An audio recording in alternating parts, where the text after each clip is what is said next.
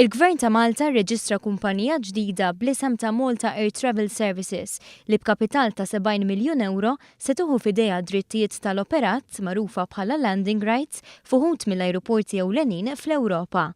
B'liċenzja tal-linja tal-ajru b'konformità sħiħa mal-liġi, il-kumpanija l-ġdida għandha lan li tkompli ssaħħaħ l-istrateġija tal-linja nazzjonali tal-ajru l-Air Malta, kif spjega l-Ministru għat-Turiżmu Konrad Mizzi. L-slots jew kella ir-rights li għandha l-Air Malta biex tillendja f'airports differenti fl-Ewropa toħodhom over bħala kumpanija ġdida u mbagħad dawn l-slots jinkrew lura lill-Air Malta. Il-Ministru qal li l-kumpanija l-ġdida qed tobbliga ruħha permezz ta' kuntratt biex l-Air Malta tibqa' topera dawn l-slots b'tariffa kummerċjali maqbula għal perjodu fit-tul.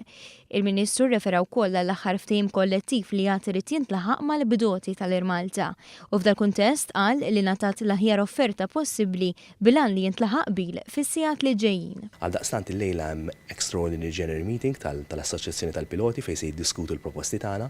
Jiena nħobbja nixtieq li common sense will prevail. Dan għaliex ġara darba jintlaħaq qbil mal-bdoti ikunu siġillati il-5 ftehimiet u jkunu jistgħu jiffukaw fuq it-tkabbir tal-linja tal-ajru għal benefiċċju kemm tal-ħaddiema u kif ukoll tal-poplu ġenerali.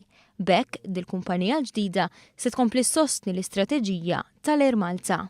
Permezz ta' transazzjoni li se tsir at arm's length in accordance mal-liġijiet kollha stabiliti, l-Air Malta se jkollha f'idejha aktar riżorsi biex tiffoka fuq it-tkabbir li permezz tagħha nistgħu nsiru l-airline tal-Mediterran.